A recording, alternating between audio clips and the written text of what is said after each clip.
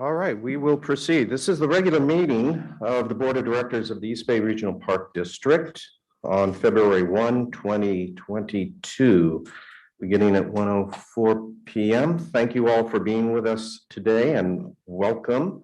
I will ask the clerk to do a roll call of the board. Yes.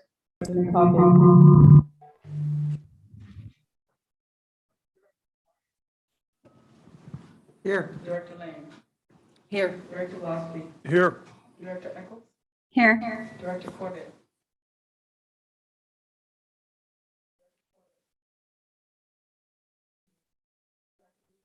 Here. And President Coffey.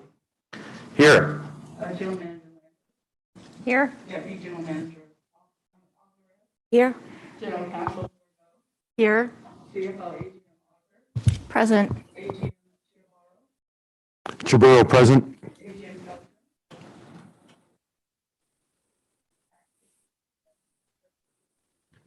Present. AGM. Present, if you call Johnson, I can't hear very well on the computer, I'm sorry. Corbett is present and couldn't hear her name either. Thank you.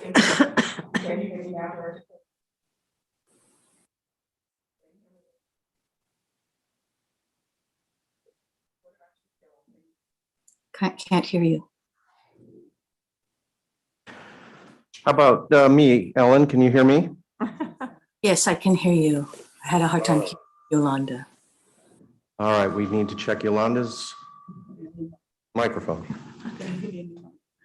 Okay, I'm going to proceed with the Pledge of Allegiance, and it was pointed out to me, given my proximity to our flag, I will lead us today. I pledge allegiance to the flag of the United States of America and to the republic for which it stands, one nation, under God, indivisible, with liberty and justice for all.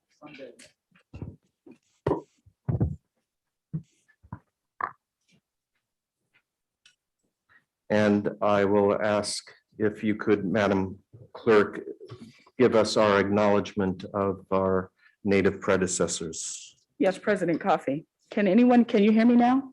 Is that a little Yes. better? Yes, Okay, great. The East Bay Regional Park District's headquarters is located within the Huichin territory on the unceded lands of the Ohlone Cocheño speaking peoples who have continuously lived upon this land since time immemorial. The lands now encompassed within the boundaries of the East Bay Regional Park District are the ancestral territory of the Ohlone, Bay Miwok, and Delta Yakut. Today's Ohlone, Bay Miwok, and Delta Yakut people are thriving, vital members of the Greater Bay Area community. They remain intrinsically connected to the land they have stewarded since time immemorial. So please join us in recognizing and honoring this land and their ancestors, elders, descendants, and all other members of their communities. Thank you. Today's meeting is held pursuant to the Brown Act as amended by AB 361. Board members and staff may participate via phone or video conferencing. This meeting is a hybrid of an in-person attendance with board members, designated staff, and members of the public. We are also providing live audio and video streaming and have provided the public the opportunity to submit written comments and call in for public comments on items on staff reports and other topics. The public has the ability to just call in and leave a message or leave a voicemail message. With that, we'll turn to approval of the agenda. Do board members have any comments or suggestions regarding the agenda, or otherwise, is there a motion to approve the agenda as presented? So moved. Second. We have a motion to approve and a second. Please call the roll, Madam. Yes, President Clerk. Coffey. Director Corbett. hi. Director Eccles. Aye. Director Lane. Aye. Director Waspi. Aye. Director Wieskamp. Aye. Director Rosario. Aye. And President Coffey. Aye. Thank you. It's And unanimous. Madam Clerk, could you describe the vehicles we have for public comment. Yes, President Coffey. Public comments can be submitted in one of three ways. Via email to myself, Yolanda Burial Knight, at yburial@ebparks.org, via voicemail at 510-544-2016, or they can leave a message and we will transcribe it and give it to the board and make it part of the public record, or by joining the meeting via the Zoom link, which is listed on the agenda that was posted on the district's website. Public comments will not be read at the meeting, but included in the final board packet. All comments letters received before the deadline yesterday have been distributed to the board and will not be read at this meeting. Thank you. Do any board members have any questions about the meeting procedures today? Seeing none, I know we received public comment in email writing from at least 3 constituents, and we've all had a chance to review those email. Are there members of the public here today for public comment verbally on items not on the regular agenda? Yes, President Lofty. The syllables are similar. I know he'll be in the next. He's not a W, you Yeah, can't do that. Yeah, 2 Ws. President Coffey, we do have, but I believe don't we have to approve the agenda or no? We did, didn't we? Yes, we did approve the agenda. I'm sorry. We had a unanimous vote. Yeah. So we do have several members of the public here. And we're going to start with, let me see who's here, Heather. Heather Sortsis. Ma'am, you have 3 minutes. Thank you. Thank you for this opportunity. My name is Heather Georges. I am the Scoutmaster for Troop 402. We are one of the largest independent all-girls BSA troops with 65 scouts in the La Miranda area and on the West Coast. I wanted to thank you for the opportunity today to request for the board to consider opening Bort Meadows in Anthony Chabot Park for our district camporee weekend of 4/22 to 4/24. We understand Bort is not open to the public prior to 5/1, but we would like to ask for an exception to be made for our scouts and our camporee event. We have been utilizing Bort Meadows for many years to hold our district camporee events.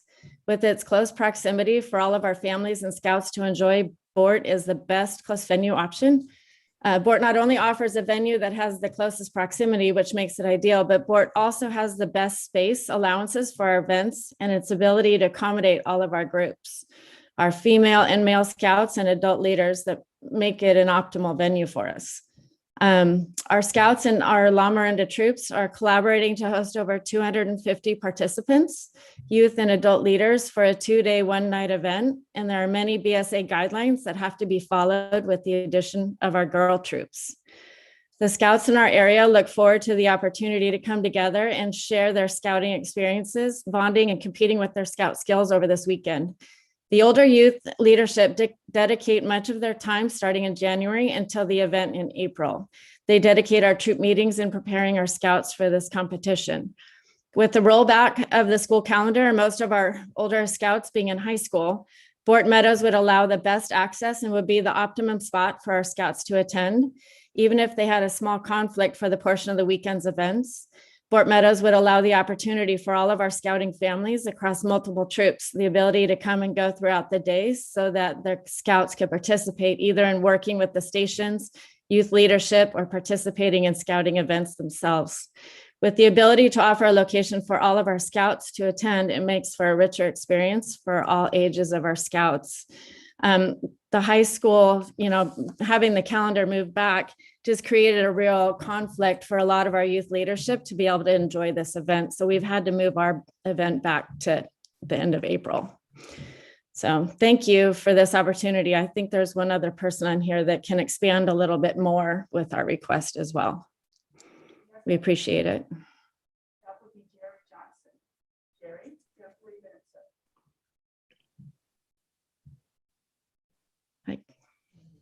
I'm sorry, I couldn't hear. Thank you, Heather. The next speaker is going to be Jerry Johnson. My name is Jerry Johnson. I'm an assistant scoutmaster for Moraga Boys Troop 212. Thank you for the opportunity to speak before you. As Heather so eloquently said, we are requesting that the opening of Board Meadows be moved up by 9 days from May 1st to April 22nd for the reasons that Heather mentioned. We do think that we, have been good stewards of the Board Meadows. We've used it at least a dozen times over the last 20 plus years, and I believe we've always, tried to show, good measure in terms of taking care of the site and leaving it as good a shape or better than we found it. Be willing to, work with the Park District to, look at ways so we could try and make this work, whether it be helping you do a sweep of the area prior to opening up. We've done that in the past where we've done service projects to be able to go in and pick up trash and do things to be able to prepare an area for it. Even work with you to coordinate. I know there was some question from the staff regarding, excuse me, the need to mow the meadow before it could be opened, and we would certainly be willing to work with you and even participate in the funding of that to help cost share that to be able to facilitate this early opening. We would appreciate your consideration on this matter. Thank you. Thank you, Mr. Johnson. Just wanted to let you know your sound was really muted. So, but you did send an email and the board members have already received that, okay? Okay, thank you. We want to thank Heather and Jerry for coming today, and I'm looking at our Chief of Park Operations. We will hopefully get back to Heather and Jerry, and we're always looking to support our Scout Troop operations and support of the same. Thank you. Very good. Thank you. Thank you. Our next speaker is Kelly Abreu. You have 3 minutes, sir. Thank you very much. I'd like to address the topic of land banks a little bit, which has been very deliberately named to draw comparisons to private sector banks. But of course, that's an invalid comparison. The land banks are not in the business of making profits. They're in the business of providing a public benefit. The land banking operation of the East Bay Regional Park District is actually, more of a philanthropy. But, even philanthropies like the one that Bill Gates runs, they don't run, they're not unmanaged.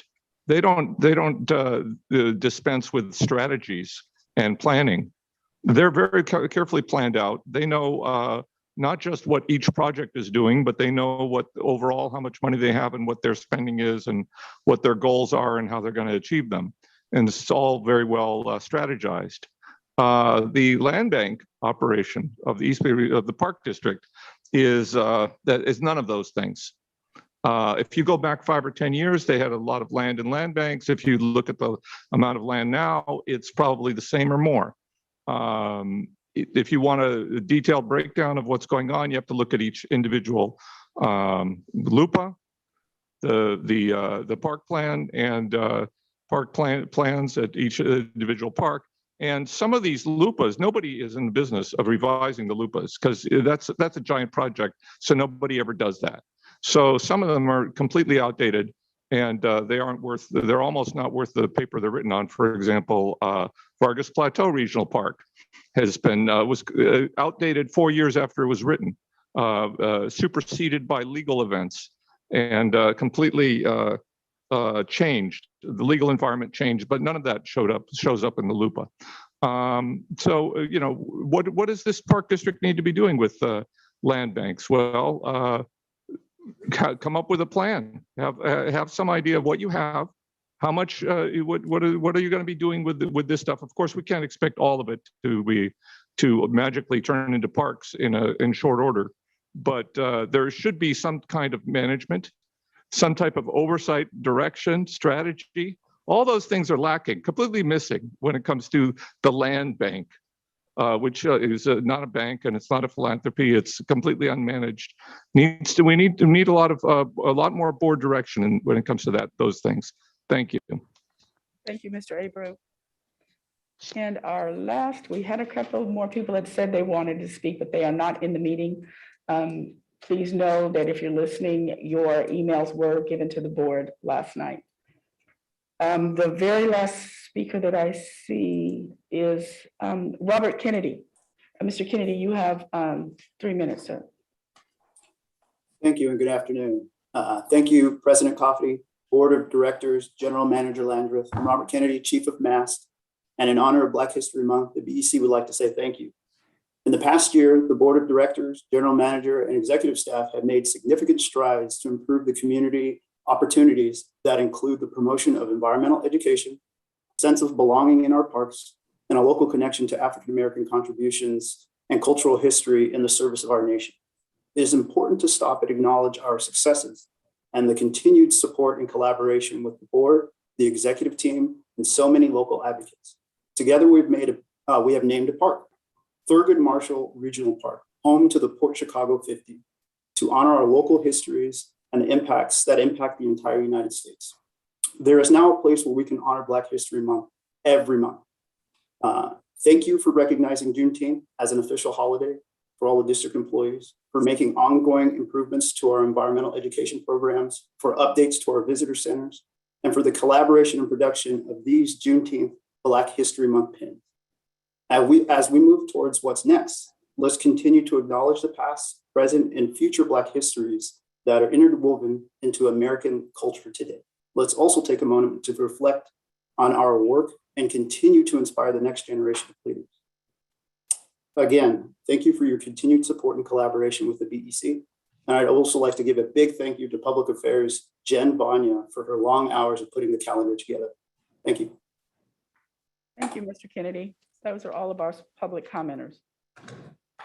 All right, thank you, Robert. We will now move to the consent calendar.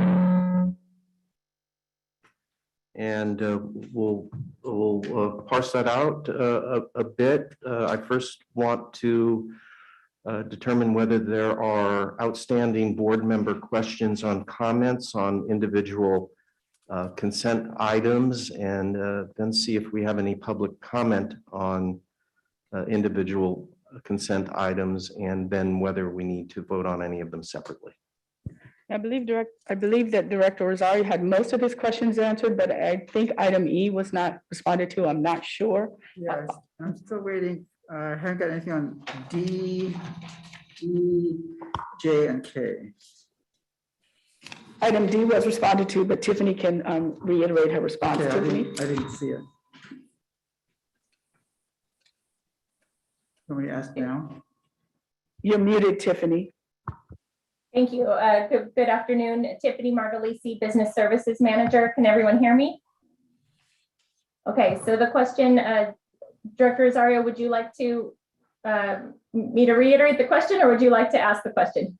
Sure, I can ask the question. I just wanted to know how, because this is a no-cost contract, I just wanted to know how the couple were covered liability-wise, or the Park District is covered liability-wise, if they were to be injured on the property. Yes. So these caretaker agreements, this one, like our other caretaker agreements, they are independent contractors. So they are covered the same way with our standard language about indemnification and insurance as with any independent contractor.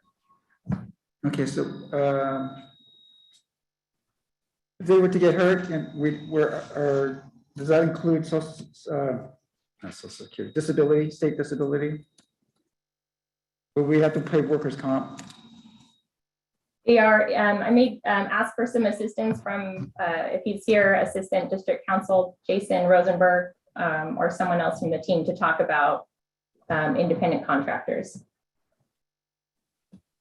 Hi, Jason Rosenberg, Assistant District Counsel. Thank you for the question. By virtue of the contract, the consideration provided, we also receive full insurance protection as well as a broad indemnification provision within the contract. Okay. Good, thank you. President Rosario, if you could move your microphone a little closer when you speak, it's really difficult to hear you. Thank you. I believe there was President Coffey, was your item I regarding the Eckley Pier, was that responded to? No, but that was simply to get a map of the project. Okay, and so you got that. Okay. There's no hurry there. Those are the only items that I have. I still have E, J, and K. OE, Yeah. And regarding the authorization, it's C1E authorization to amend consultant contract in the amount of up to 55,000 for Foth and Van Dyke. I was just curious as to the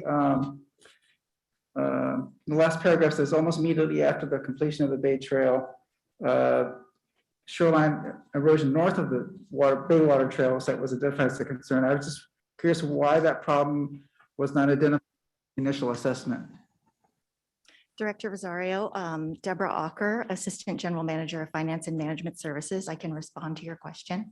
As we scoped the water trail project at Point Isabel, we did note the erosion and we included repair of that in the permitting and the projects. However, the cost of the original ramp doubled. Therefore, we decided to phase the project, and it was not included in the first phase of the water trail work.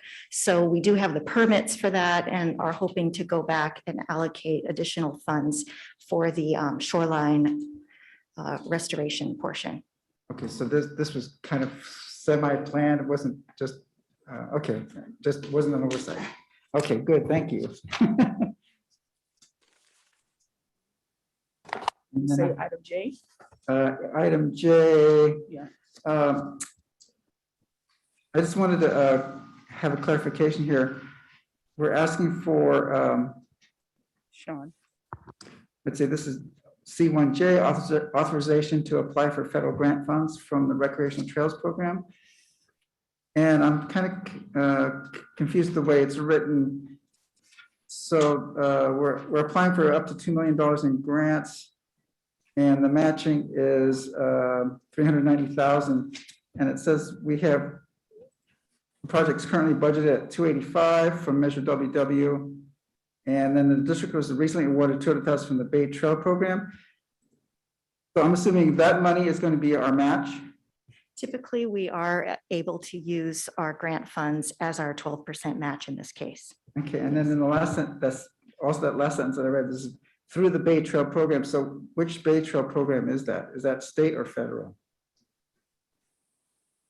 I'll have to get back to you. I believe I can look in the, Yeah, that was the confusing part for me. I couldn't tell which thank you. which program that was. David Cowboy has jumped on the line. Maybe he can respond to that. Yeah, I can respond. The Bay Trail program, that is state. State. Great, thank you. And then also on that, when do we start negotiations with Union Pacific Railroad? This is Assistant Finance Officer Jeff Rasmussen. I got an update yesterday from the Trails Department. We've been in conversation with Union Pacific Railroad throughout. There's Sean. Hey, Sean, maybe you can respond directly. Thanks, Jeff. Hi, Sean Dugan, Trails Program Manager. Director Rosario, we have been negotiating with Union Pacific Railroad for over a year regarding the crossing improvements of the at-grade crossing at Barra Lessa Street in Martinez. And we are meeting with them this week to go over the trail design and alignment along the railroad. And we also have updated our CEQA for an addendum and are working with the permitting agencies in initial discussions with them to renew the permits. So we are in active negotiations with Union Pacific at the moment. Excellent, that's good to hear. Thank you. I was dreading that we were going to start from scratch, but that's good. Thank you very much. And then my last question is on C1K, authorization to apply for grant funds from California's Department of Resources Recycling.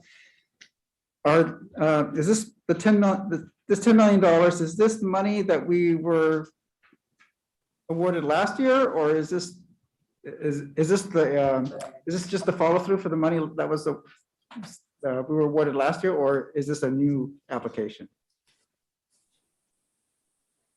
Hi, Director Rosario. This is David Callboy again. I can answer that question for you. This is the 10 million that we were awarded last year. Okay. Waiting on what agency was actually going to administer the grant funds, and that was determined to be Cal Recycle. So this was just the formal process for us to actually go through the process of a contract through Cal Recycle that will administer the 10 million. Great, thank you very much. I'm done. Thank Thank you. Director Rosario. thank you. Director Coffey, your questions were all answered. Yeah, my questions were answered, but I do want to address item F for a moment to relate to my colleagues what the answers were to my questions about the GOAT contracts.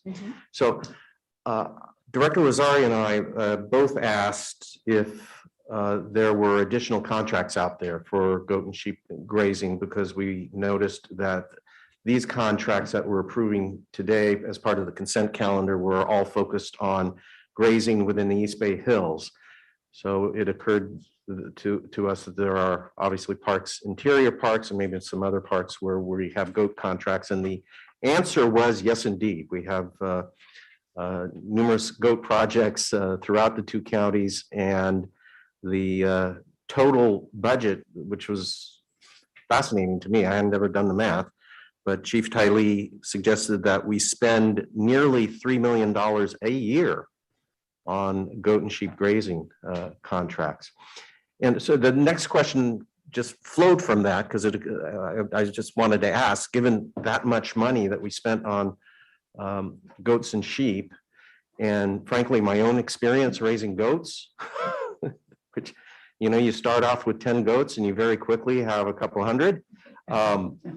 It occurred to me that had we ever seriously studied in detail the possibility of operating our own goat herds, either through acquisition or through development, and the answer from Chief Tylee was in some detail that demonstrated that yes, indeed, the Park District has thought about the concept of developing its own goat herds because of the year-round need now and the amount of money we're spending on it, and that at least for the time being, the efficacy of goat herding remains to contract with the commercial goat providers.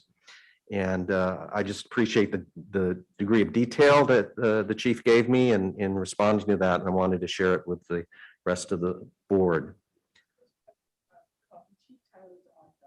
You want to add to that, Chief?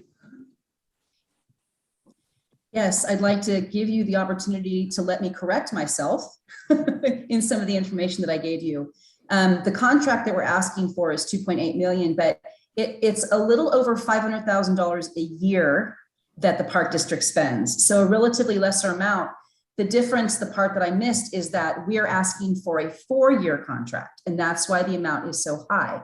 It's a 4-year contract with the option to extend the contract after 4 years. So to clear up the math a little bit, it's a little over $500,000 a year to graze the 850 acres that we do. And that results in about 2.8 million over 4 years. So I wanted to make that correction. The $3 million number you gave me was for these particular contracts over close to 3 million over 4 years. What I was wondering, and won't put you on the spot now, is again, there are additional arrangements out there for goat and sheep services beyond these that we're approving today. And I was curious to, you know, if you put them all together that cover both counties, how much we're spending on goats and sheep a year. And again, I don't want to put you on the spot now. It's just that was where I was interested. That's okay. And I do understand the distinction. I think our rangeland manager from stewardship would have to answer for the part that stewardship has grazed. But I think the fire department does have the largest share of that land. And with regard to the East Bay Hills, we also, for fuels reasons, the fire department contracts for places like Seal Beach, Camp Arroyo, Cole Canyon, Los Trompas, Coyote Hills, all of those areas that are outside of the fuel break area in the East Bay Hills. So I hope that answers the questions a little bit better. And stewardship does do some grazing, but not to the large extent that we do. So those two numbers combined would be your answer, and I can get that for you if you'd like. Yeah, again, no hurry, and I appreciate, again, all the feedback and detail. So that does it. Yeah, please. Yeah, Eileen, thank you so much. I truly appreciate this program. I love this program, and I see us expanding. I won't quote my dear colleague from many, many years ago, John Sutter, who looked at us on this dais and said, you know, we're going to start spending about $2 million a year in perpetuity on fuels management. And that was a long, long time ago. So, but I'm very happy we're doing this, and I'm very excited by this, and especially this program, because it's so cutting edge, it's so effective in fuels reductions, and it's great public relations. I'm wondering, I don't know if you know this, I don't want to put you on the spot, but are we the largest contractor of goats and sheep for fire suppression in Alameda County, Contra Costa County, Bay Area, the world, or anything like that? Do you have any statistics? I believe that we are, because we're one of the major landowners. And I know that East Bay Mud does do a small amount of it, but because they're a utility district, they have different requirements by what they can and can't do on their lands. The one thing that I'm happy about is because we have been the ones that have been doing it for the longest. And then I think very quickly after we saw the Oakland Zoo doing it as well, in a very visible area right off of 580. There are more contractors now that are available to us with different capabilities. But the nice part about having a lot of contractors is that it makes it more competitive. So we're able to get a really good price. And in speaking with some of the contractors, Captain Simpson, who has been really hurting the contract, pardon me, I've had a lot of coffee, will tell you that we are the contract that these contractors want to get, because they have to have a place to put their goats for a large part of the year. We graze for a little over 5 months out of the year, depending on how much grass we have. And so to land the district as a contract is a rather big deal for them. Well, and thank you. So, and once again, my compliments, and I would suggest that it's such a great opportunity for public relations. I mean, we should do some news stories on this, and because everybody loves goats and everybody likes what they do, because they are in fact taking fuels down, and it's a win-win situation. I hope we can publicize it. Thank you. Director Wieskamp. Please do not forget the sheep. If you've never watched them at Pleasanton, they serve a purpose there in that they will not eat native grass. So that is increasing while they munch everything else down. And I think they also use them maybe at Brushy Peak, where the ground is a little more treacherous. So I think they're all valuable. And I think that we've got a multi-year contract. Sounds like smart thinking. I'm often amazed at the science of grazing and how well we have it down after this organization's been pursuing and experimenting with grazing for decades. And, you know, they know exactly when and how and in what density to use cattle, when to use goats, when to use sheep, and what the goals are with each of these grazers. It's amazing and fascinating to learn about. Are there any other board comments on consent items? Seeing none. Madam Clerk, do we have any public comment on specific consent items? No, President Coffey. All right, then I believe we are ready to take a motion for approval of I move we adopt the consent calendar. Second. Moved and seconded. Could you please, Madam Clerk, take the roll? Yes, President Coffey. Director Eccles? Aye. Director Waspy? Aye. Director Lane? Aye. Director Wieskamp? Aye. Director Corbett? Aye. Director Rosario? Aye. And President Coffey. Aye. Thank you. It's unanimously approval of the consent calendar. So we will move to item 2, Finance and Management Services Division. Does Assistant General Manager Ocker want to do the presentation, at least launch us? Good afternoon, President Coffey, members of the Board of Directors. I'm Deborah Ocker, the Assistant Finance Officer. I can't hear you. We're having a hard time hearing you. Afternoon, I'm Deborah Ocker. Great. I won't take yours. Let's try this. Isn't high tech wonderful? We Good exchange afternoon. microphones.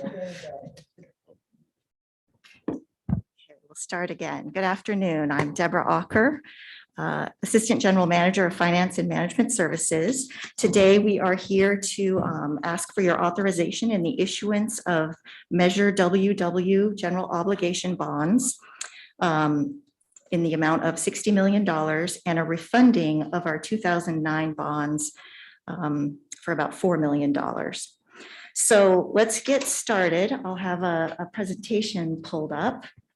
Thank you, Matthew. And on the first slide, I wanted to talk about the Measure WW bond authorization. So next slide. So this bond authorization was approved by 72% of the voters in Alameda and Contra Costa County in 2008. It greatly assists the district with our financing capital plan for restoration, acquisition, and park improvements. The Measure WW, when it was approved by the voters, it allocates $375 million for projects, with 75% being targeted for acquisition and 25% for development. It also allocated $125 million to local agencies, cities, counties, and special districts through a grant program, which is near completion. Measure WW was presented as an extension of Measure AA, which was one of the Park District's first capital initiatives, and that was in 1988 for $125 million. Since Measure AA was done back then before Murray Township was part of the district, Murray Township, which is in southeast Alameda County, is not included in the area. Next slide. So when you put bonds together, you gather a team of experts. So in November of last year, we came to the Board Finance Committee to initiate the steps necessary to issue new bonds. We commenced a team, including, and I'll have them turn on their cameras for you, although I don't know if it will show up. We have our financial advisors from Fieldman Roll-Up, and today we have with us Anna Sarabian, the principal, who's worked with the district for our last bond issue in 2017. We also have Bond and Disclosure Counsel, Jones Hall, and we have Katie Dobson, a partner that's been working with the district. The firm's been working with the district for many, many years. On the staff side, we have General Manager Landreth, myself, Assistant Finance Officer Deborah Spalding, and Assistant District Counsel Jason Rosenberg, all put together as the team. So just as a summary of what we're doing today is that we are looking for your approval for the next round of bonds. Since this was approved in the early 2000s, we've issued $80 million in 2009, 2013, and again in 2017, leaving about $260 million in authorization. This request is to issue a new money issue of $60 million, and 50% of that will be in green bonds. We're asking for $60 million because there is a requirement that we spend at least 85% of the proceeds within 3 years.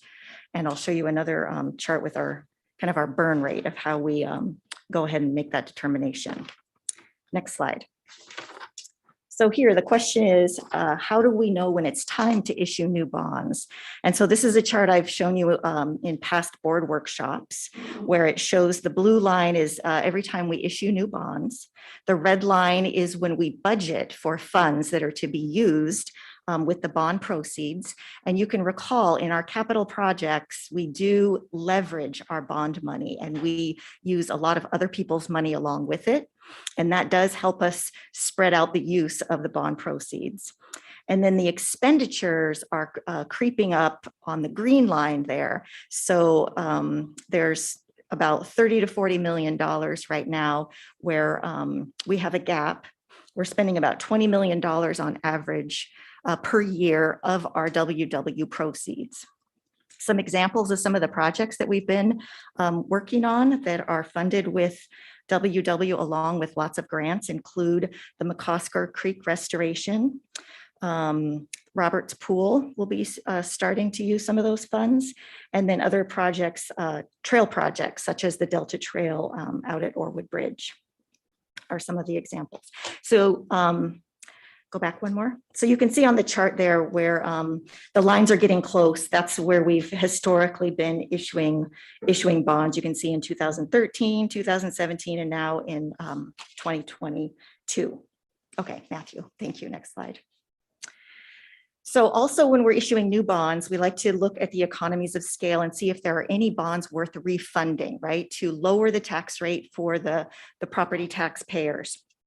And so here in 2017, we had the opportunity to refund 2009 bonds, but there were a certain amount that were not ready to be refunded. They weren't callable. So we're recommending about $4 million. The remaining 2009 bonds are refunded, and we project having a 13% savings or about $540,000, which will be a direct savings to the taxpayers.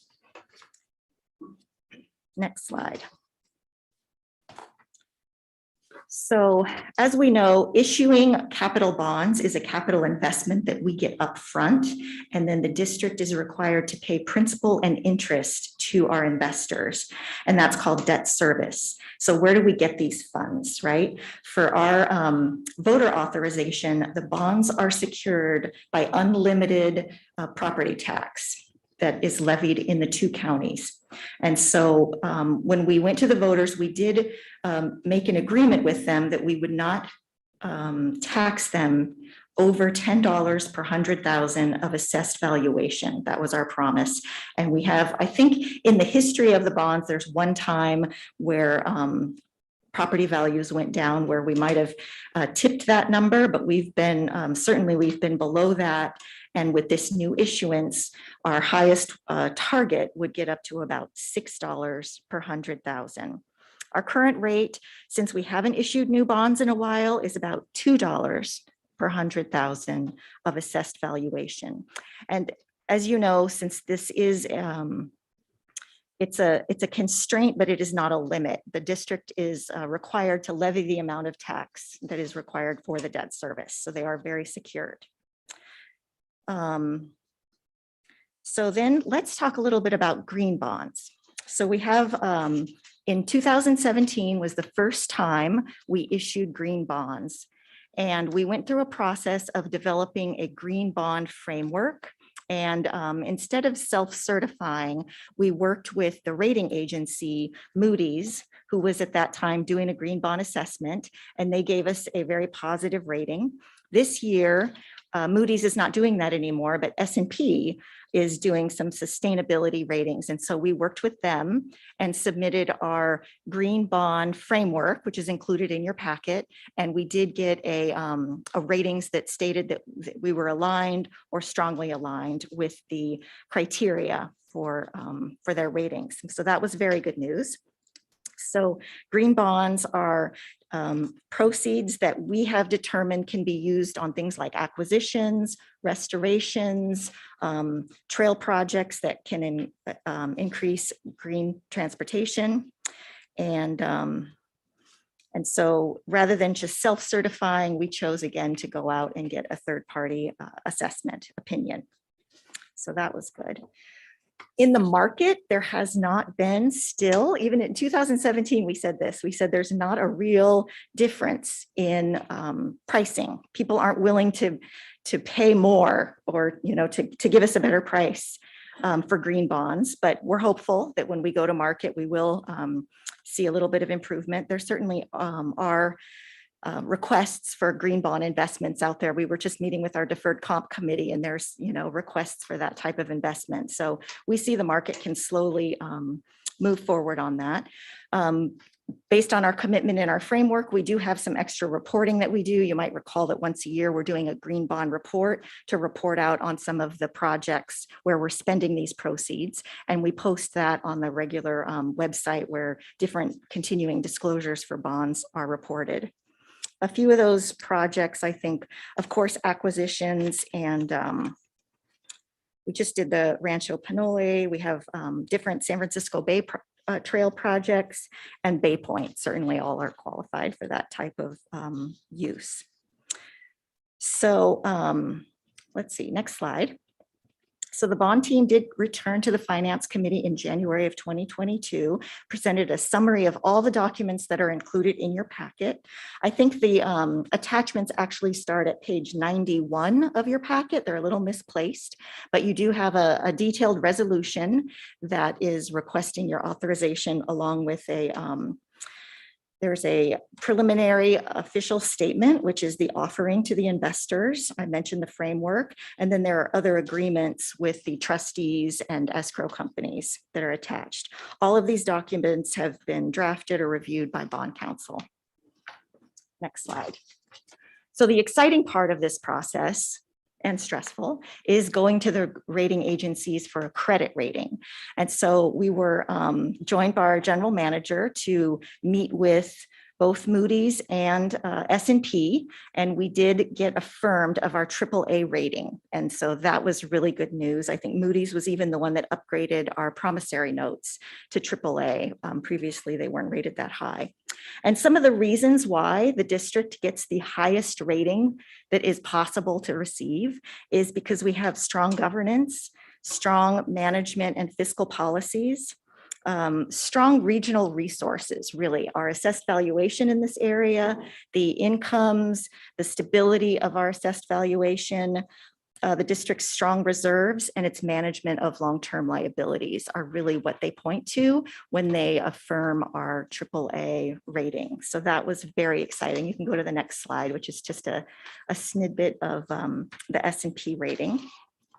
And that concludes my report. So today, our plan is to receive your authorization through the resolution, and then we plan to go to market in the middle of this month. So in about 2 weeks, we would post our investments and hope for a nice low price for our bonds, closing at the end of the month. Any questions? So we'll turn to board questions or comments. Colleagues, Director Rosario. Great report, thank you. I just have one question. Will we be replenishing the local grant creeks program with this issuance? So the board took action a couple of years ago to authorize $1.6 million of the Urban Creeks allocation, which I believe had about $8 million total. And we put out a grant application program, and I believe we got maybe 3 or 4 applicants. We still have not expended all of the 1.6 million that was offered in that round. I suppose we can certainly look to what the constraints were. We didn't have a very good response. And we can go back out and see if we can offer up the remaining part of that, or we can come back to the board for additional amounts. Yeah, that's puzzling because I know the city of Oakland put in, because I sit on the Oakland DD coalition meetings as well for the city of Oakland. And I know that they put in for a couple of applications for grants for Urban Creeks, because they have 2 really nice projects, and they were denied. So because they were told that there wasn't any money in there. So if we could look at that, that would be. I could talk with the city and see which projects they were, and then maybe we can get a clarification. Yes, on I'm those. happy to provide you with the information about who applied, and we Okay. have the application process. And we can look into that definitely, great, because there's thank you. still funding available.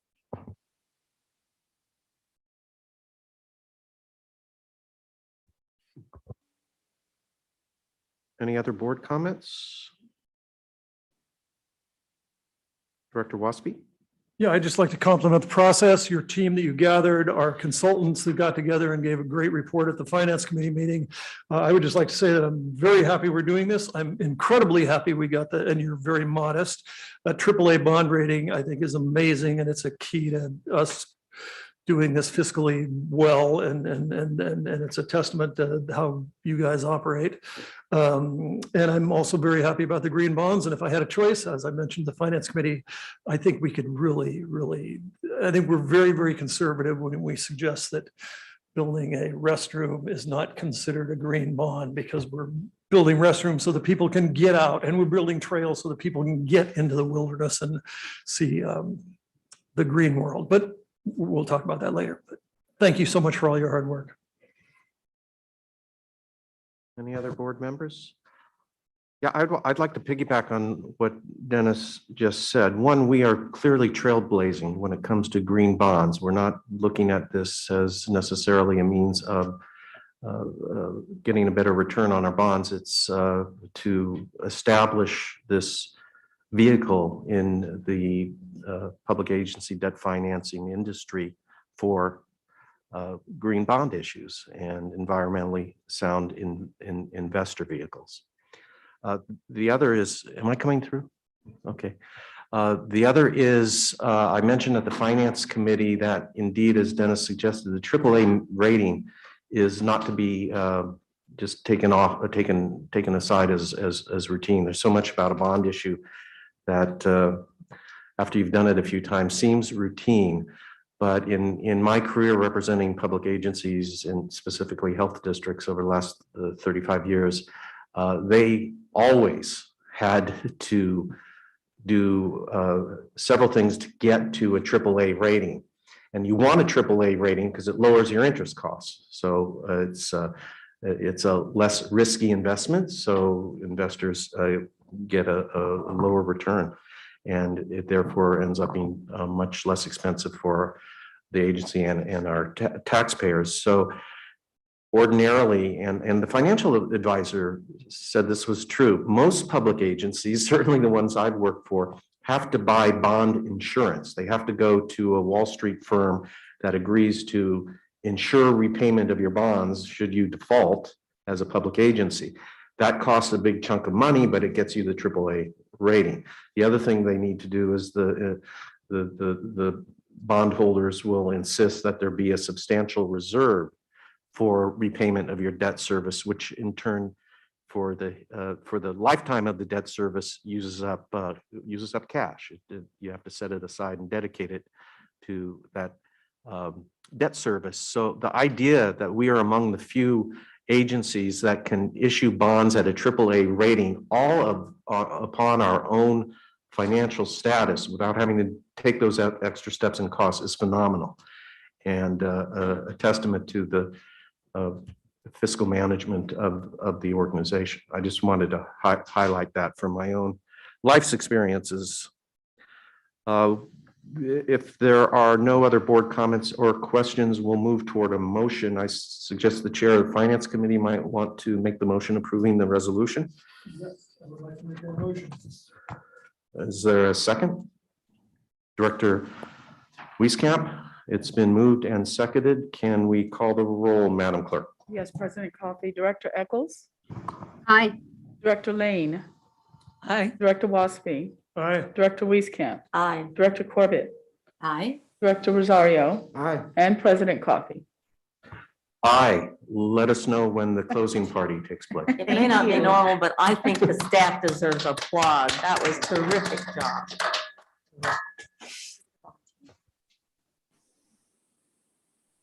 All right, thank you. I assume there wasn't public comment on that item. No, President Coffey. Yeah.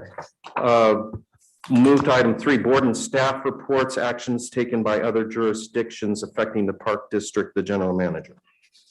Thank you, President Coffey. Just one quick update today, which is that the California Court of Appeal upheld the City of Newark's approval of what is called the Sanctuary West residential development, which is 469 units of residential development next to, which is in southern Newark, along the edge of the city's wetlands and south of our Dumbarton Quarry campground on the bay. The court ruled that they followed CEQA and that the project is consistent with their specific plan.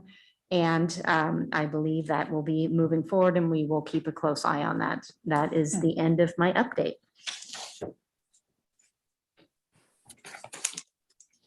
Thank you very much. That brings us to announcements from closed session, which triggers in me the thought that I should have introduced our new general counsel earlier at the beginning of the meeting. And I would like to do so now. This is a new position. It's no longer district counsel, it's general counsel with the position directly reporting to the board of directors. And we went through a thorough recruitment search for excellence in this position. And the board unanimously chose, after a thorough review, interviews, and looking at numerous candidates, Lynn Bordeaux, and make sure we're pronouncing the name correctly. And before telling us we didn't have anything in closed session to report out, could you maybe tell us a little about yourself? And again, welcome. This is your first public board meeting. Thank you so much, President Coffey and Board of Directors. Yes, my name is Lynn Borgo, and prior to coming here, I've been here for just sort of a week so far, and I'm really enjoying meeting everyone and working with your incredible staff. Prior to being here, I was with San Francisco Unified School District counsel for most of their operational divisions there for 2 years. And then prior to that, 12 years as a deputy city attorney for the city of Berkeley, covering many different types of areas in public law. And prior to that, I was a partner at a law firm in San Francisco. So thank you very much. I'm super excited to be here and work with all of you. And I do have one matter to announce for from closed session. Thank you. Go ahead. So today, the Board of Directors accepted the settlement offer from the parties in the following cases, which were consolidated for purposes of settlement. And I'll list those now. Parham versus RBC Real Estate Finance, Inc., et al. Najarian et al. Versus RBC Real Estate Finance, Inc. I hope I'm pronouncing that name right. Keller versus RBC Real Estate Finance, Inc., et al.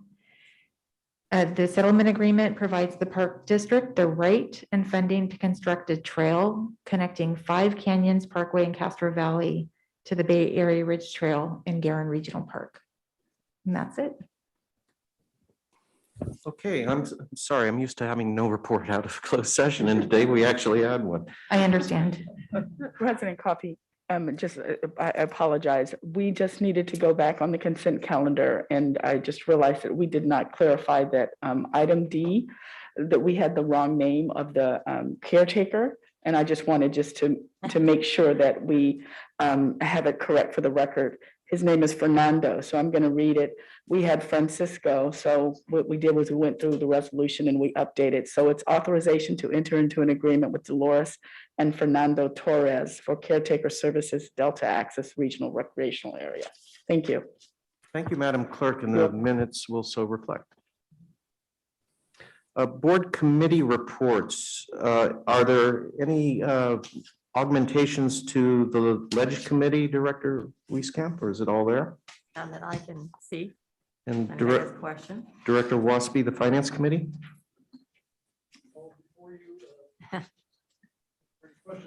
And we just heard a big chunk of it on the bond issuance. So before closing, let's move to board comments. And I'll start. Ann, would you be ready to go? Sure. All right, let's start with Ann Wieskamp. Thank you. On the January 12th, I met with the Alameda County Special District Association. That was a very special meeting, and we heard from the director of healthcare in the county, and I think we put it online so other people could watch it. It was very informative. I think it made a lot of people feel more comfortable about some things.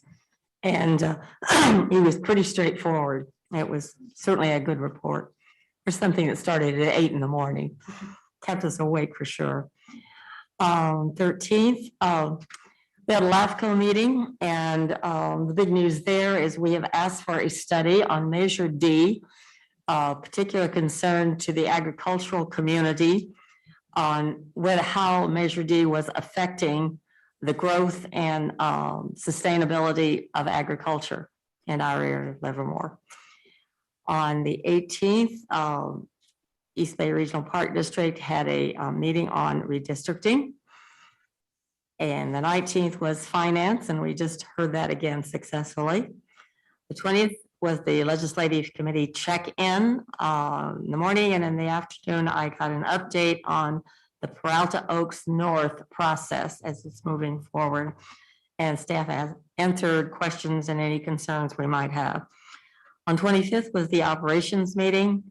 On the 27th, this was more congratulations than anything for the mayor of Dublin, who went back in the snowstorm to Washington, D.C. and said she felt so lucky because she was in a meeting, didn't expect it, and the president came up and was introduced to her. And a pleasant surprise after all she went through. I try to keep touch base with some of my supervisors, whoever I can catch. Del Val, Rick Ferranti, it said he's growing into the role, that he really is enjoying being at Del Val. His staff is great. Everybody's cooperating. The lake is okay at this moment, but he said unless there's more rain, probably there's going to be major concerns down the line. I talked to Chris Lyle at Bosco. He's busily buying equipment for the workshop that he's hoping is going to be rebuilt soon. And he announced that, remember the famous water system that was built by one of his staff? He says it is absolutely full, so he can water the trees there that they have planted. We also discussed the oaks that are going to be planted at Brushy Peak, and that process is underway. We'll tell you more about that later. Matt McDonald at Coyote Hills Dumbarton said crowds are still coming. He said roughly 60,000 a month. And when it gets too crowded on the weekends, they stop them at the gate, and they're recommending now that they go down to Dumbarton Quarry parking and start their trail walk from there. And he says it's introducing people a lot to the campground. So all around good. And they have a new gardener who has updated the butterfly garden. I said, that's on my list to go and see soon. Gordon Willie said, yes, there is some changes at Mission Peak, and that, well, maybe not a huge number, but more people are using Ohlone College parking. And we all think that's a good thing. And that's it. Thank you. All right, we'll go next to Director Lane, then Director Corbett, and then Director Eccles. Thank you very much. Since the last board meeting, I had a number of meetings. One was the executive committee. Another was the one talking about redistricting for the board. Then I had a Zoom meeting talking about the Peralta Oaks plans for our new building. Then legislative committee, I had a one-on-one with our general manager. And last week, I was able to go to the Park Advisory Committee on behalf of the board. And I hadn't been there, they hadn't had a meeting since November. So it was interesting to be there. And one of the things that we talked about as a future project for them was the prospect of carrying on with the trails discussion following our trail user working group ending its sessions. They have one more, I think, to go. And it was very gratifying to me to hear the PAC talk about the fact that they really were willing to tackle this. So it is, trails are so important to our visitors, and to try and resolve some of these issues that have been discussed with the user working group in the last couple of years.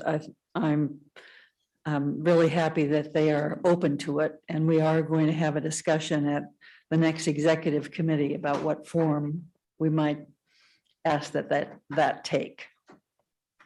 And one of the things that I said to staff about it was that I felt it was important that the PAC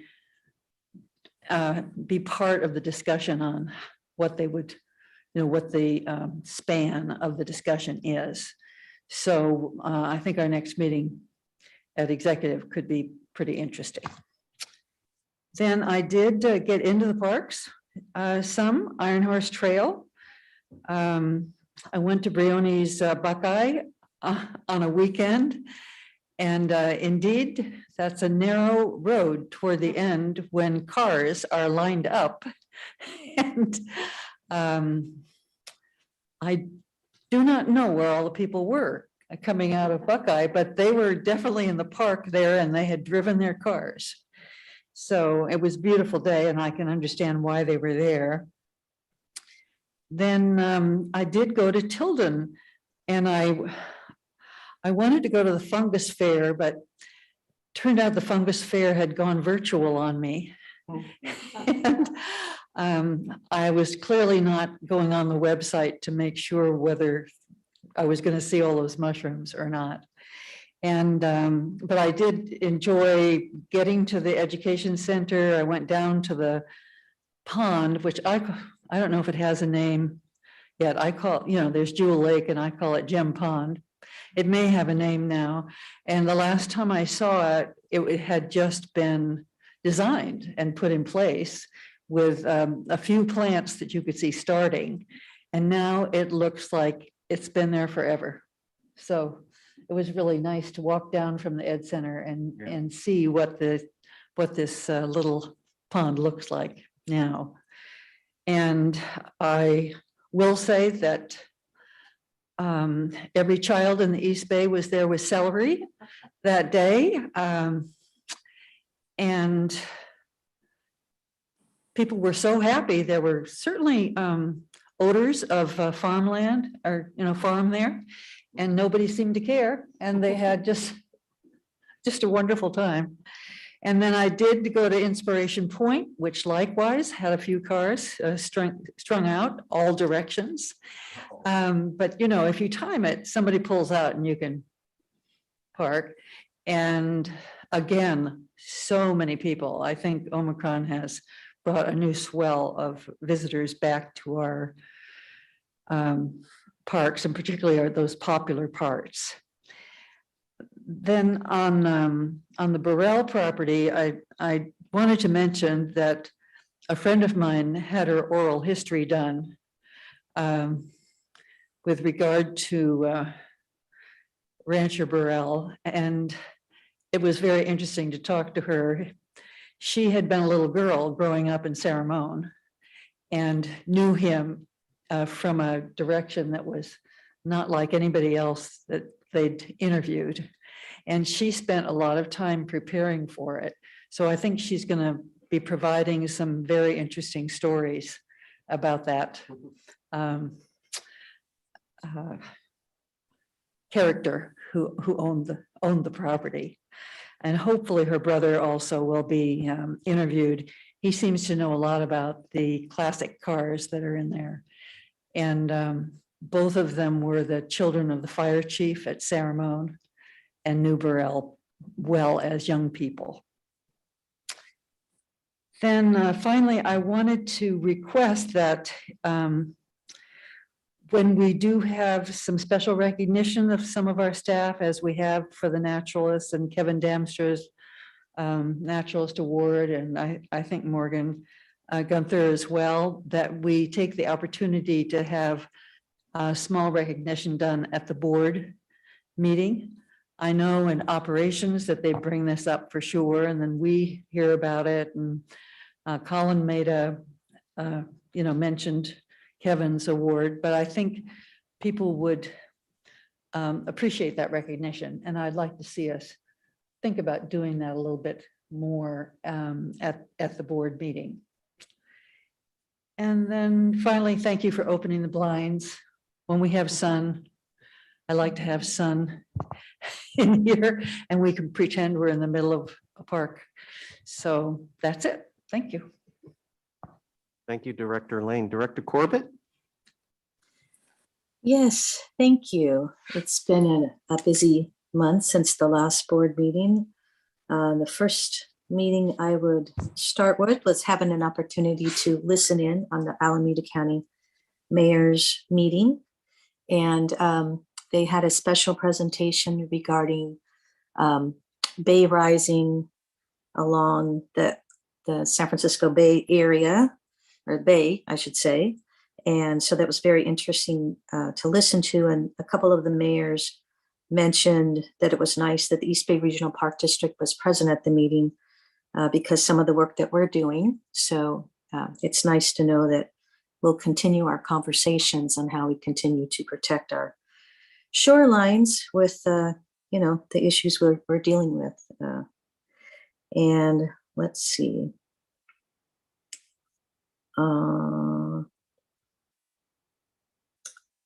And that was on the 12th. And then on the 14th, I was able to participate in a meeting to discuss the mapping that we may be doing with our change in the mapping we're looking forward to. So that was nice to have that discussion. And then over those few days too, I was involved in the filming of the project for the Martin Luther King Jr. Day event that we normally have in person, but we've been filming the last couple of years.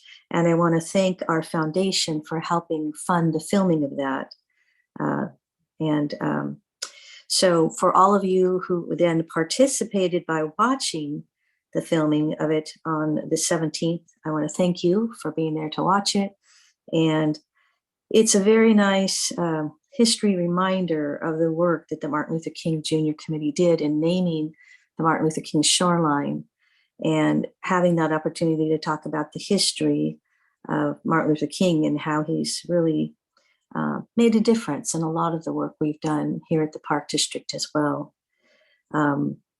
So the filming is mostly about Martin Luther King, but at the same time, the filming shows the beautiful background of the shoreline, and it was really quite nice. So thank you to all of you who supported that and who were there to watch that as well.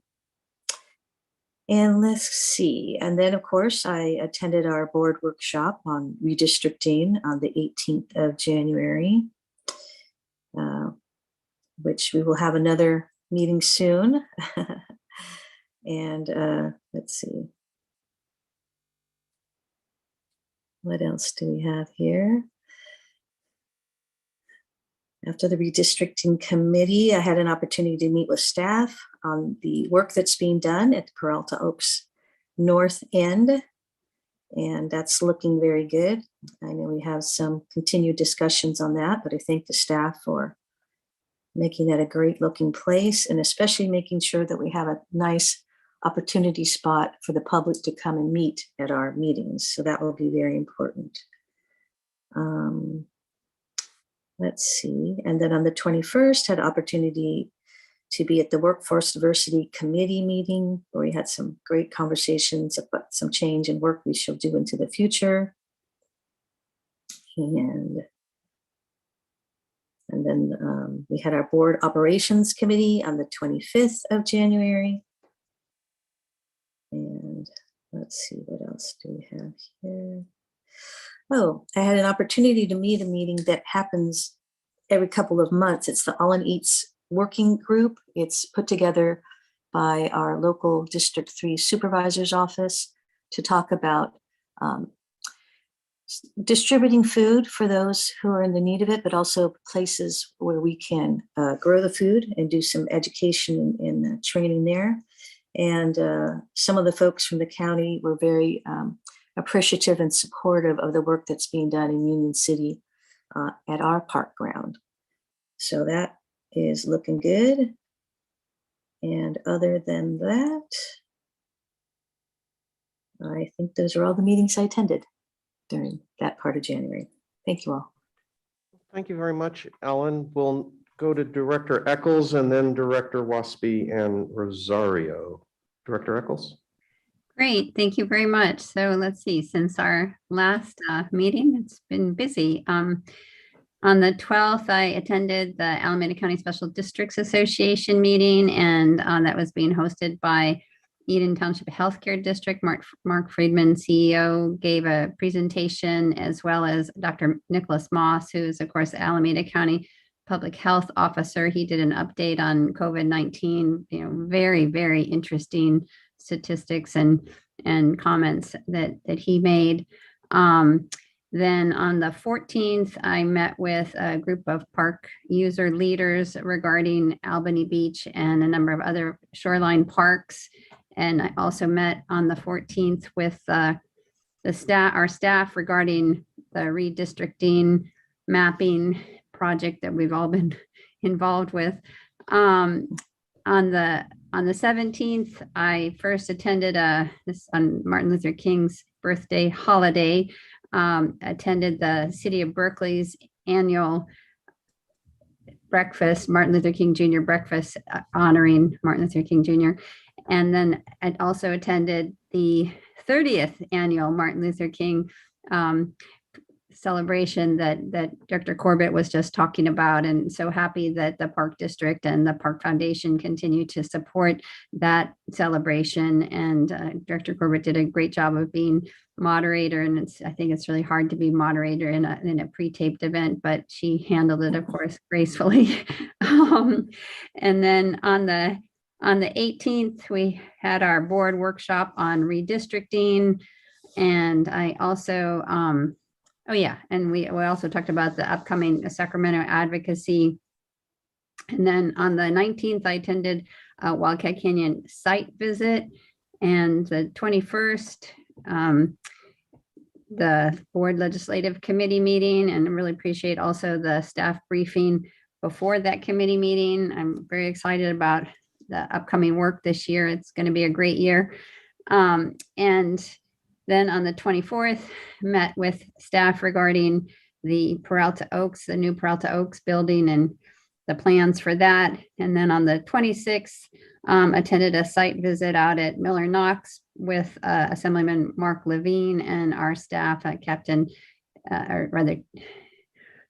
Chief Tiley, and a couple of other staff out there, of course, our government affairs folks and others, regarding wildfire mitigation. And that was a very successful site visit as well. And I guess those are the highlights for me. Thanks. Thank you, Elizabeth. Director Waspy. Thank you. On June 12th, I also attended the Alameda County Special Districts Association meeting.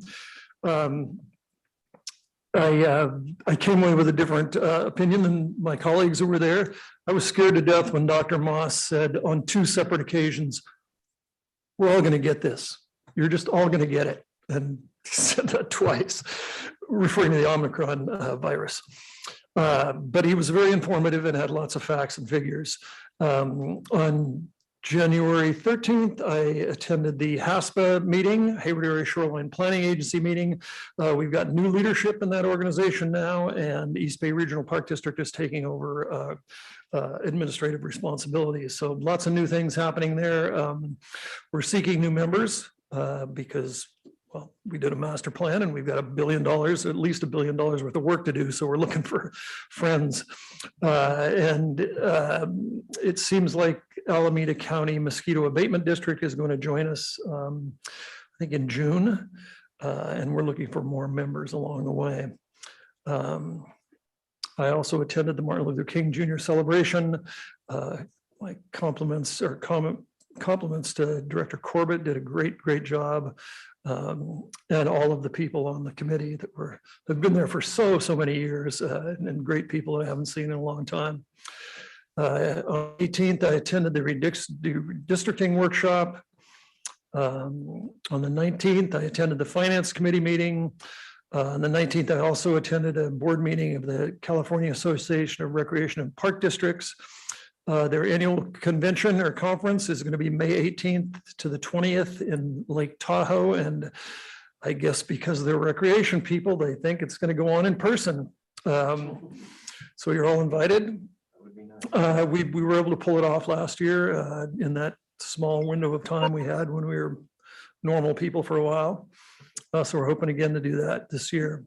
I attended or I also met with the staff for the Peralta Oaks North meeting. I'm really excited about what's going to go on over there. Somebody tell Ellen she's on the phone. The only thing I came away with the Peralta Oaks North, it was kind of funny. It was referred to as Peralta Oaks North in our conversation. It was also referred to as the building across the street. Having been here a long time, I threatened if you don't give it a name really quick, I'm going to give it a name, and I bet I can make it stick, and it'll be funny. But anyway, on the 21st, I attended the legislative committee meeting. And I also had an interview on the 26th with one of our auditors, and our auditors interview staff members, a board member, and a bunch of people. And I was one of the folks that had the opportunity to do that. First time I'd ever done that. They asked a lot of interesting questions, and I look forward to that audit. And then finally, I'd like to just give a shout out to Ned McKay. If you guys ever read the news clips, and I know you all do, in the back of our packet, Ned writes these great articles, and Ned worked for the district for many, many years, writes these wonderful articles and helps out lots of people, including myself, writing articles. So big shout out to Ned. And also Director Lane, you're absolutely right. I love looking out the window. And it reminds me of the time when we used to look out the window here, not when I was on the board, but before, and it used to be a manicured lawn that was watered all the time. Blowers and mowers were blowing and mowing and probably fertilizing, and it looked awful. So we got in Bay Area, Bay Friendly Garden, it's called. So it's all natives now. It's all natural grasses, and a lot less cost. Obviously, it's winter time, but I think it's still a beautiful palette, and I like to look out there. That was Steve Miley did that. So that's it for me. Thanks. Yeah, it is sure nice. Thank you, Dennis. Director Rosario.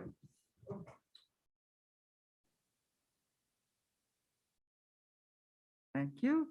On the 12th, I also attended the Alameda County Special Districts Association meeting, and my takeaway there was that Alameda County was 80% vaxxed at that time and 58% boosted, which is very good news. And then on the 13th, I attended the Lake Merritt Breakfast Club, which I now belong to, and make some great connections there. I'm so happy to be part of that club. But we got a presentation from Bamidele Agbasegne Demerson of the African American Library in Oakland. What a wonderful man, and what a wonderful organization. I had no idea that this museum even existed. And I referred our Black Employees Collective to this incredible resource there. And I look forward to, they do have virtual offerings, but I can't wait to go there and see it in person. And then on the 14th, I attended the executive committee meeting, in which we discussed the trail use etiquette education and signage program, which is sorely needed, and we're headed in the right direction. And then on the 14th, I met with Eric and Lisa from our government affairs, talk about how to access the redistricting maps, which was very helpful. Thank you. And then on the 15th and 16th, for my Martin Luther King service, I picked up litter on Redwood Road, which there's a ton. That's why it took 2 days. Couldn't do it all in one day. And then shout out to the crew there for picking up the bags I left. And also shout out to Sarah Motley, Park Supervisor Sarah Motley, and her crew at Anthony Chabot. They organized a volunteer event, and they cleaned up Skyline Boulevard on that end from Grass Valley. And then where was I? Oh, and I attended the Martin Luther King event. Very well done. Congratulations to Director Corbett. And also just want to acknowledge our longtime employees and now retirees that are still involved. Joan Suzio, who used to be the park supervisor, Otis, Sanders. Otis Sanders, thank you. God, I'm losing it. But it's just amazing to see how people are so still involved in that, and it's a great event. And then on the 17th, I attended the Oakland DD Coalition, and we're looking at our final project, which is the Oakland Estuary Park planning. And there was also a discussion about the bicycle ped bridge considerations to connect the city of Oakland and Alameda.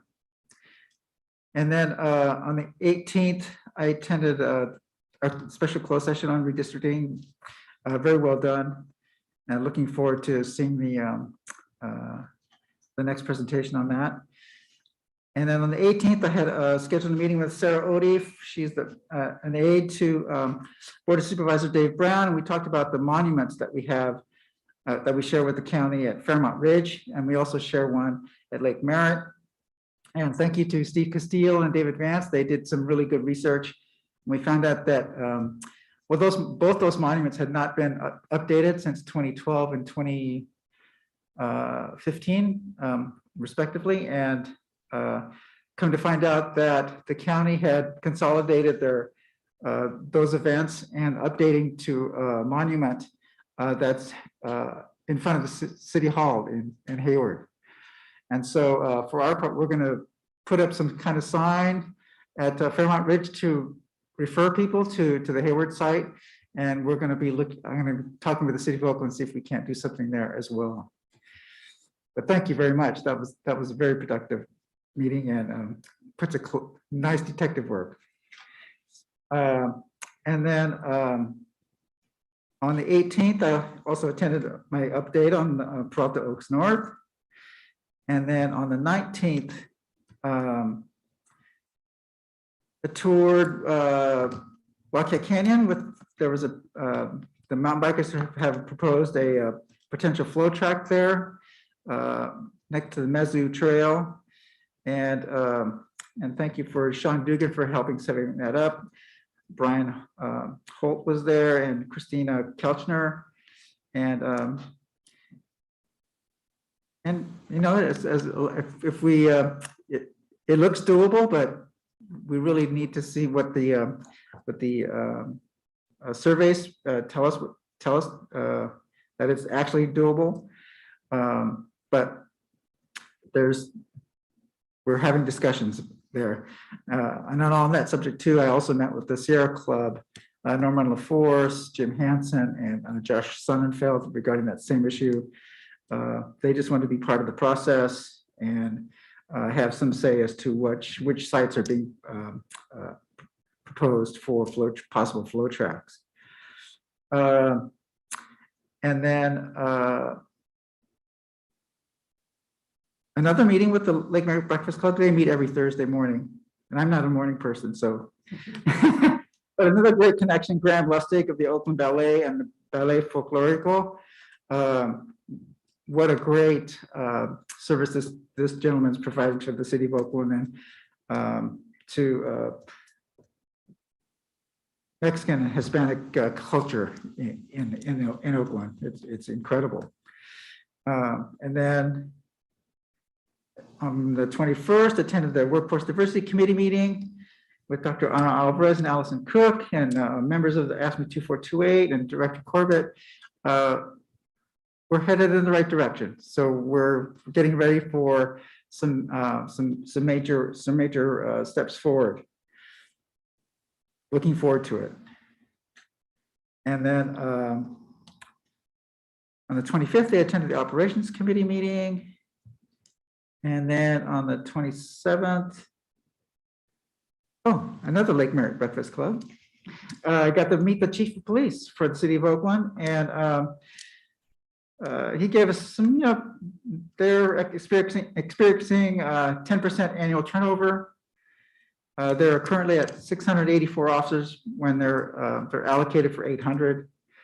And just to put that in perspective, it's not just the city of Oakland. He gave us numbers for Alameda County. Alameda County is down 300 officers. So it's a tough career choice these days, but hopefully there'll be young men young men and women who will be up for the challenge.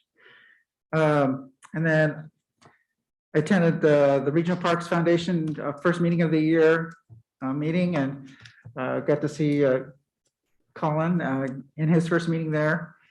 And they got some new officers, and then it was that Carol Johnson announced that she was going to retire. So that was some big news there. And then on the 28th, I had my one-on-one meeting with the general manager at Temescal, and we got to see firsthand the visual there of what it's like. So hopefully, I think there's consensus there that there needs to be some change there. And then on the 29th, I attended my Alameda County Asian American Pacific Islander meeting with Alameda County electeds. And I had arranged for Constance Taylor to give us a great talk presentation. She did a great job. And I think she gave a history of the Chinese Americans in California and how it affected the East Bay. It was fabulous, very well received. And I would like to see her give that presentation to the board, perhaps maybe on Asian American Heritage Month. It's fabulous.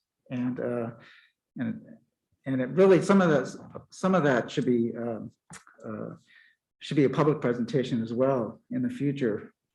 And I was thinking about, because she brought up some history of the Chinese that built Lake Temescal, and we have nothing, I don't think, at Lake Temescal that even says anything about the history of who built that dam.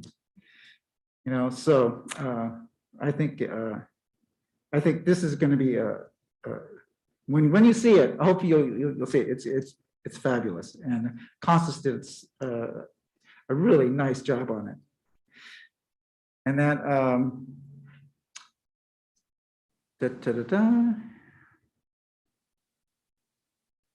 I'm going virtual here. I'm trying to reduce my paper. And then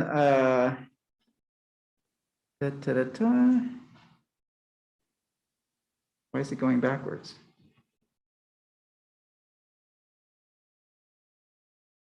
Okay, and then did my other hat, and did my monthly trail maintenance work at Diamond Park, led 4 high school students, and we did about 200 feet of work on tread work there on the Diamond Trail. And then we are here today. So thank you very much. Just want to make a comment on the public comments regarding Bort Meadow. You know, just having worked there at that Anthony Chabot in the past, that park on a normal rain year gets very, very wet down there. And I'm sure, and Steve Conceal can back this up, that you can't even get in there to mow because your mower just sinks into the muck.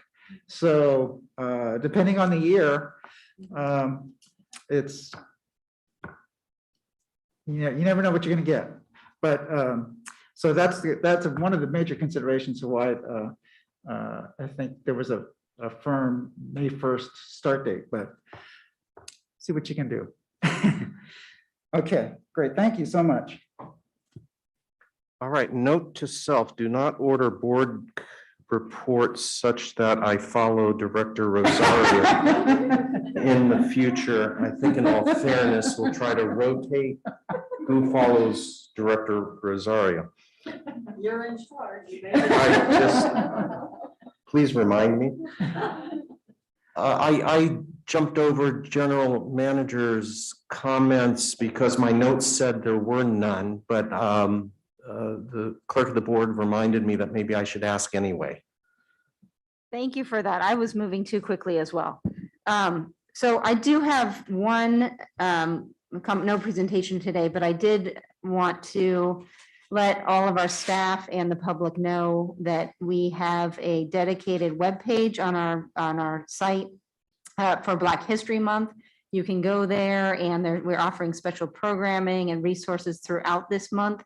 And I really want to publicly thank our staff for really working together to put this really robust programming together this year. It's fabulous. So please take some moments to go and check that out.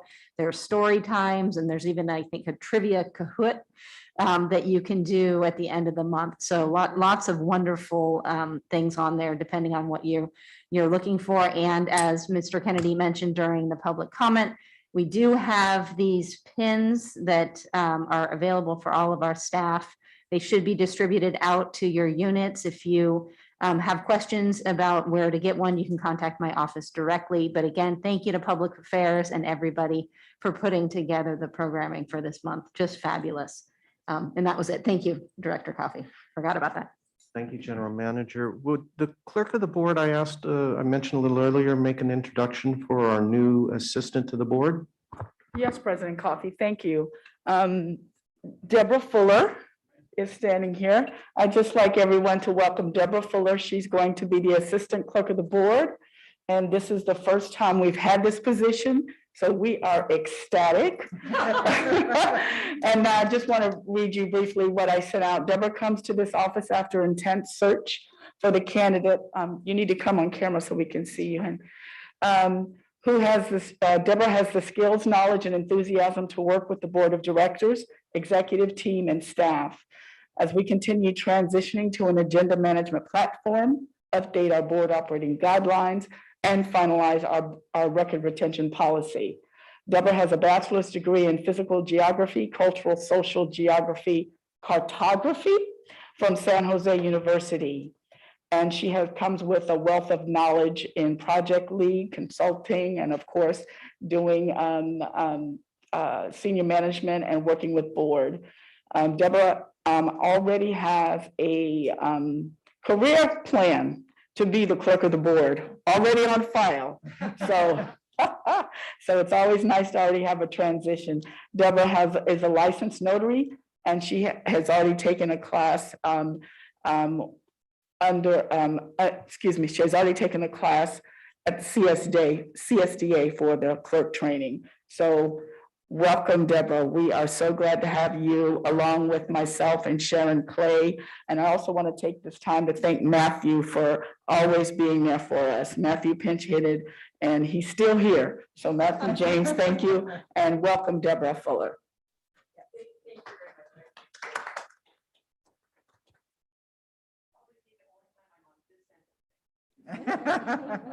Those two ladies really are glad.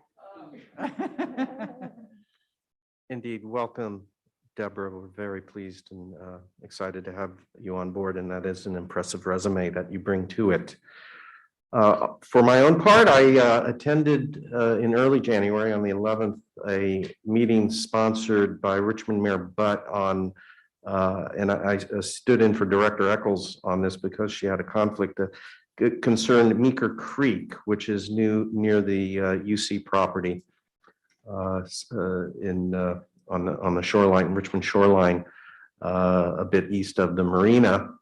There is a strong need for cleanup sessions down at the creek, and the mayor was trying to organize landowners. We own a little, or at least an easement involving the Bay Trail through the property. It's mostly Richmond and UC Berkeley land. On the 14th, I attended with Eric Fiedler and Jason Rosenberg the redistricting workshop prep session that my colleagues all mentioned attending on their own. I met on the same day with the stewardship folks on wildlife management issues, the pending, in particular, USDA contract that will be coming to the board, I believe, at the next meeting. That evening on the 14th, I attended an event honoring the mayor of Antioch, Lamar Thorpe. On the 16th, I attended the Marsh Creek Democratic Club, in particular that evening because they were hosting a talk by Congressman John Garamendi, who is a candidate for the new congressional district that, for our purposes, encompasses West Contra Costa and much of the northern waterfront, and my ward 7. It was interesting listening to Congressman Garamendi and what he's planning to bring to Contra Costa. On the 17th, I attended the MLK celebration featuring Ellen Corbett, and I also congratulate Ellen and the foundation and the others taking part in that annual event. It was quite impressive and exciting to attend, even if at home. On the 18th, along with my colleagues, I attended the board workshop on redistricting, where each of us expressed our vision of what the core of our wards consisted of and what their communities of interest were. That afternoon, I also met with Lisa Gorshin and Ren Bates and the team regarding the build out at Peralta Oaks North, and in particular, the new planned boardroom. And, you know, my idea was to model it after a Roman amphitheater. And somehow I thought that wasn't ending up to be too helpful, but, you know, I tried. I attended the board finance committee as an alternate. On the 21st, I had a meeting with AGM Kelchner on updating the trail use and conflict issues that we've discussed a little tonight that will be pursued in 2022. I attended on the same day the legislative committee via YouTube. On the 27th, I attended, as Di Rosario mentioned, my first meeting as in the ex officio role of the president of the board of the Regional Parks Foundation board meeting, and got introduced to each of the individual board members. On the 28th, I attended the Contra Costa Bar Association annual luncheon, where, and I'm a past president, where they induct new officers of the Contra Costa Bar, and they are going to be conducting wellness walks for a member of the bar that I will be participating in at least in Northern Contra Costa. And that evening, I attended the Hercules Democratic Club monthly meeting. Sunday, had a great time. Speaking of Ned McKay and Mona Coe, they organized a hike among East Bay Park alumni. And so there were retirees and some current employees. And we hiked the George Miller Trail from Martinez to Port Costa. And thank you to Steve Castile, Chief of Park Operations, because I was given permission to take the group down into the Port Costa Brickworks and tour that land banked historic site. And Steve made sure we had permission so we wouldn't get arrested for trespassing. And thank you, Chief. And alerted the caretaker there, who we got to meet and introduce ourselves to. So that was a very fun outing Sunday morning. And on the 31st, I attended with Director Lane a meeting prep for today with the general manager and deputy general manager and our new general counsel. That does it for me. Are there any additional thoughts or observations? Director Lane? I do want to recognize that today is the first day of the Chinese New Year. And along with others, I'm sure I've been asked to do a New Year's greeting at ceremony at the City Hall at the Asian Pacific larger group by Andy Lee, who's a friend of mine. And this is the year of the tiger, which I happen to be. And I'm trying to emphasize the positive things about that, because there are a few aggressive, stubborn parts of being a water tiger. So I'll share more of those with you later. Thank you. Oh, gosh, I'm sure you will. Any other thoughts, observations? Director Wieskamp? I don't know if any of you happened to catch that KQED showed four-wheel ball again. Oh. Oh, yeah. It always inspires me. I told a few people about it because I do keep track of what's coming on PBS. He used to be one of our special ambassadors. He has some issues now, but when I think about it, he not only got himself out there on those walks, but he helped people who never thought about it, who were in powered wheelchairs, etc. He made people feel good about going out on our trails and say, however you go, doesn't matter. And he's just one of those positive people I really appreciate. If they haven't seen it, next time watch for it, because I always said he's stubborn as a mule when he tackled those rocks. They start to climb up that hill. And we need more people like that. Very good. Thank you. And we want to thank all of the folks who put in hours and hours of work prepping for this meeting and providing all this information for us. So we're well informed, and for all of you who attend the meetings and stand ready to help us through these issues. Thank you very much. With that, we'll be adjourned. Thank you. Director Corbett has her hand up. Oh, I'm sorry, Ellen. I was looking around the room. I know. I'm up there on the screen over there. I just wanted to thank Director Lane for her remarks about celebrating Asian Lunar New Year and the work that she's doing, because that's so important. It's a very important time of year to celebrate. And then also, of course, thank our staff for all of the planning and the work that they are doing to ensure that we celebrate Black History Month, and whoever was in charge of putting together these beautiful pins for us. So don't forget, we have a lot of important celebrating to do this month for Black History Month, and also recognize Asian Lunar New Year. So thank you for that. That's really important work for our district. Thank you. Thank you much, Ellen. Okay, I think we're adjourned. Thank you very much, all. 2:50.